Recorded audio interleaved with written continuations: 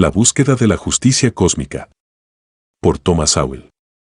Cuando intentas resumir un libro, que representa años de pensamiento e investigación, en una charla de media hora, es inevitable que haya cierta simplificación excesiva. Con eso, entendido, permítanme intentar resumir el mensaje de la búsqueda de la justicia cósmica en 3 proposiciones que pueden parecer axiomáticas, pero cuyas implicaciones son de hecho políticamente controvertidas. 1. Lo imposible no se va a lograr. 2. Es un desperdicio de preciosos recursos tratar de lograrlo. 3. Deben tenerse en cuenta los costos devastadores y los peligros sociales que conllevan estos intentos de lograr lo imposible. La justicia cósmica es uno de los sueños imposibles que tiene un costo muy alto y de potencialidades muy peligrosas. ¿Qué es la justicia cósmica y en qué se diferencia de las concepciones más tradicionales de la justicia y de la justicia social más reciente y búsqueda de esta con más fervor?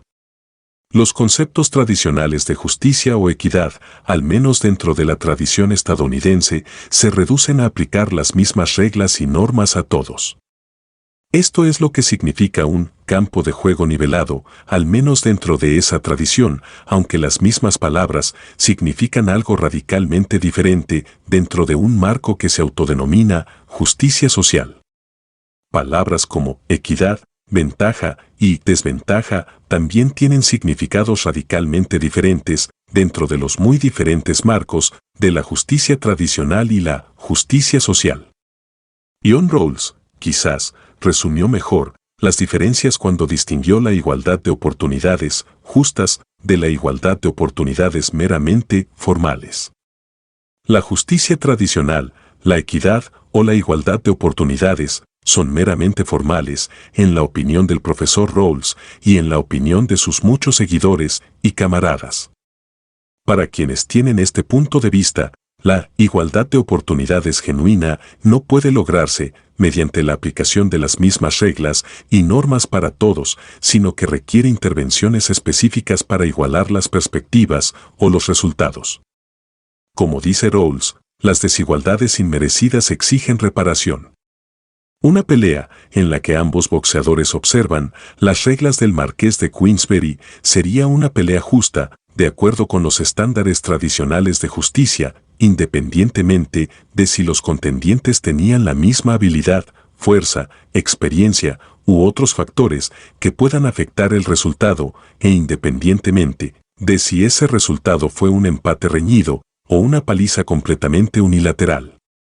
Sin embargo, esta no sería una pelea justa en el marco de aquellos que buscan la justicia social si los peleadores que compiten entraran al ring con perspectivas de éxito muy diferentes, especialmente si estas diferencias se debieron a factores fuera de su control.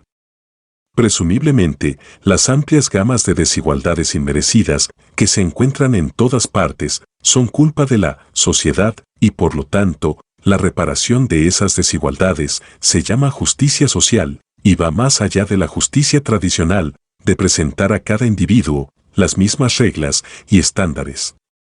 Sin embargo, incluso aquellos que argumentan de esta manera a menudo reconocen que algunas desigualdades inmerecidas pueden surgir de diferencias culturales, genes familiares o confluencias históricas de eventos no controlados por nadie o por una sociedad determinada en un momento dado. Por ejemplo, no había manera de que P.E. Willis conectara tantos jonrones, los de como Mark McGwire, o que Shirley Temple corriera tan rápido como Jesse Owens. No había forma de que los escandinavos o polinesios supieran tanto sobre camellos como los beduinos del Sáhara, y de ninguna manera estos beduinos iban a saber tanto sobre pesca como los escandinavos o polinesios.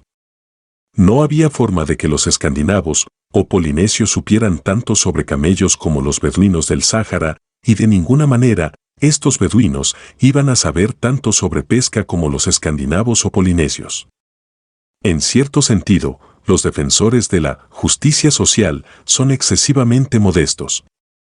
Lo que buscan corregir no son meramente las deficiencias de la sociedad, sino del cosmos. Lo que ellos llaman justicia social abarca mucho más de lo que cualquier sociedad dada es causalmente responsable. Los iluminados, por la justicia social, buscan corregir no solo los pecados del hombre, sino también los descuidos de Dios o los accidentes de la historia. Lo que realmente buscan es un universo hecho a la medida de su visión de igualdad. Están buscando la justicia cósmica. Esta perspectiva de la justicia se puede encontrar en una amplia gama de actividades y lugares, desde el activista comunitario, de la esquina hasta las augustas salas judiciales de la Corte Suprema. Por ejemplo, una exdecana de admisiones de la Universidad de Stanford dijo que nunca les había pedido a los solicitantes que presentaran los puntajes de las pruebas de logros porque exigir tales pruebas podría penalizar injustamente a los estudiantes desfavorecidos en el proceso de admisión a la universidad, porque tales estudiantes, sin culpa de ellos mismos, a menudo se encuentran en escuelas secundarias que brindan una preparación inadecuada para las pruebas de rendimiento. Pero los remedios se buscan independientemente de cualquier evidencia empírica de lo que sea. Permítanme tratar de ilustrar algunos de los problemas de este enfoque con un ejemplo personal mundano. Cada vez que escucho discusiones sobre la equidad en la educación, mi respuesta automática es, gracias a Dios, mis maestros fueron injustos conmigo cuando era un niño que crecía en Harlem. Una de estas maestras era una señora llamada Miss Simon, que pertenecía a lo que podría llamarse la Escuela de Educación del General Patton. Cada palabra que escribimos mal en clase tuvo que ser escrita 50 veces de nuevo, no en clase, sino en nuestra tarea que debíamos entregar a la mañana siguiente, además de todas las demás tareas que ella y otros maestros nos mandaban. Escribías mal 4 o 5 palabras y tenías toda una noche por delante. ¿Fue esto justo? Por supuesto que no. Como muchos de los niños de Harlem, en ese momento provenía de una familia en la que nadie había recibido educación más allá de la escuela primaria. No podíamos permitirnos comprar libros y revistas como los niños en las escuelas de los vecindarios más prósperos, por lo que era mucho menos probable que estuviéramos familiarizados con estas palabras que teníamos que escribir 50 veces. Pero la justicia, en este sentido cósmico, nunca fue una opción. Como se señaló al principio, lo imposible no se va a lograr. Nada de lo que pudieran hacer las escuelas haría que las cosas fueran justas en este sentido. Habría sido una autoindulgencia irresponsable de su parte haber pretendido hacer las cosas justas. Mucho peor que la injusticia es la justicia ficticia. En cambio, nos obligaron a cumplir con estándares que eran más difíciles de cumplir para nosotros, pero mucho más necesarios para cumplirlos, ya que estas eran las principales vías para escapar de la pobreza. Muchos años después, me encontré con uno de mis compañeros de la escuela de Harlem en las calles de San Francisco. Ahora era psiquiatra y tenía una casa y una propiedad en el Valle de Napa. Mientras recordábamos el pasado y nos poníamos al día con las cosas que nos habían sucedido durante este tiempo, mencionó que sus diversas secretarias, a lo largo de los años, habían comentado el hecho de que rara vez escribía mal una palabra. Mis secretarias habían hecho el mismo comentario, pero si conocieran a la señorita Simon, no sería un misterio por qué, rara vez, escribimos mal las palabras. Da la casualidad de que yo era un desertor de la escuela secundaria. Pero lo que me enseñaron, antes de abandonar los estudios, fue suficiente para obtener una puntuación más alta en el SAT verbal que el estudiante promedio de Harvard. Eso bien, puede haber tenido algo que ver con que me admitieran en Harvard en una era anterior a que se concibiera el concepto de acción afirmativa. ¿Y si nuestros maestros hubieran estado imbuidos de la concepción actual de justicia? Claramente, no hubiéramos sido evaluados con las mismas pruebas y sujetos a los estándares que otros niños en vecindarios de mayores ingresos, cuyos padres tenían al menos el doble de años de escolaridad que los nuestros y probablemente mucho más del doble de dinero. ¿Y dónde habríamos terminado, con mi compañero de escuela y yo? Tal vez en alguna casa de ingreso intermedio, si tuviéramos suerte. Y no habría sido una injusticia tomar a individuos capaces de ser hombres y mujeres independientes, autosuficientes y autónomos, orgullosos de sus propios logros, y convertirlos en dependientes, clientes, suplicantes y mascotas? Actualmente, el Servicio de Pruebas Educativas está adoptando a estudiantes de minorías como mascotas al convertir los exámenes SAT en instrumentos con normas raciales para eludir el creciente número de prohibiciones en contra de las preferencias de grupo. El propósito principal de las mascotas es simbolizar algo que hace que los demás se sientan bien. El bienestar de la propia mascota rara vez es una consideración importante. El argumento, aquí, no es contra la justicia real o la igualdad real. Ambas cosas son deseables en sí mismas, así como la inmortalidad puede considerarse deseable en sí misma. Los únicos argumentos en contra de cualquiera de estas cosas es que son imposibles y el costo de perseguir sueños imposibles no es insignificante. Las políticas socialmente contraproducentes son solo uno de los muchos costos de la búsqueda de la justicia cósmica. El Estado de Derecho, del que depende una sociedad libre, es inherentemente incompatible con la justicia cósmica. Las leyes existen en todo tipo de sociedades, desde las más libres hasta las más totalitarias. Pero el Estado de Derecho, un gobierno de leyes, y no de hombres, como solía llamarse, es raro y vulnerable.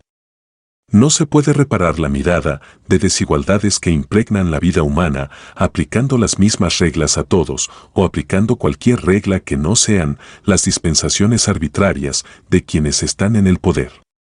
El capítulo final de La búsqueda de la justicia cósmica se titula La derogación silenciosa de la Revolución estadounidense, porque eso es lo que están sucediendo poco a poco los fanáticos dedicados a sus propias aplicaciones particulares de la justicia cósmica. No están tratando de destruir el Estado de Derecho. No están tratando de socavar la República estadounidense.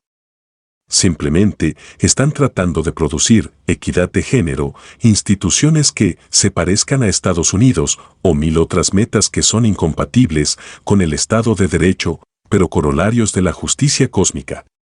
Debido a que los estadounidenses comunes aún no han abandonado la justicia tradicional, aquellos que buscan la justicia cósmica deben tratar de justificarla políticamente como si cumpliera con los conceptos tradicionales de justicia. El hecho de no lograr la nueva visión de la justicia debe presentarse ante el público y ante los tribunales como discriminación. Las pruebas que registran los resultados de innumerables desigualdades deben presentarse como la causa de esas desigualdades o como esfuerzos deliberados para perpetuar esas desigualdades, erigiendo barreras arbitrarias al progreso de los menos afortunados. En resumen, para promover la justicia cósmica, deben tergiversar lo que está sucediendo, como violaciones de la justicia tradicional, tal como la entienden otros, que no comparten su visión. Ni aquellos que hacen tales afirmaciones necesariamente las creen ellos mismos. Como dijo una vez Joseph Schumpeter, lo primero que hará un hombre por sus ideales es mentir. Lo siguiente que hará el idealista es el asesinato de la personalidad de ese individuo.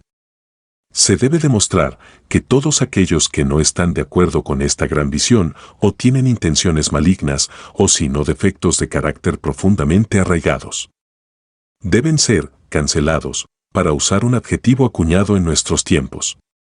Deben ser representados como una justicia extraña si de alguna manera sobreviven al proceso de cancelación de valores. Deben ser representados con algunas obsesiones personales si cumplen con los deberes que juraron llevar a cabo como un fiscal especial. En resumen, la demonización es uno de los costos de la búsqueda de la justicia cósmica.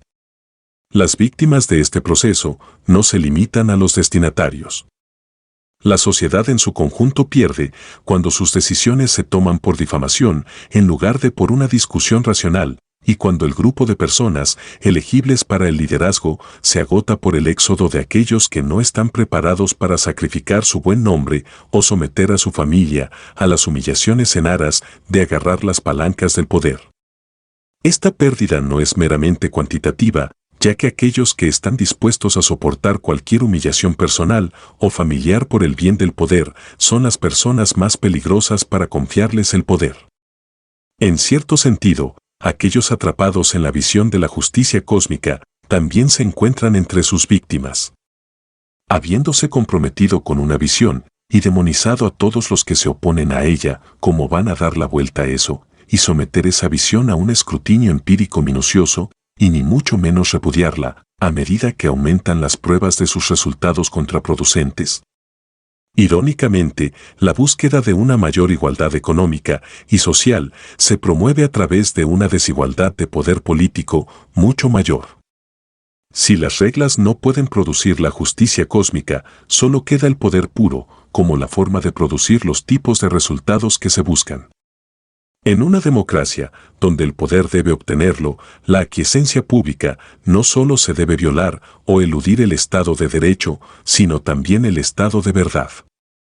Por noble que sea la visión de la justicia cósmica, el poder arbitrario y las mentiras desvergonzadas son los únicos caminos que parecen conducir en su dirección.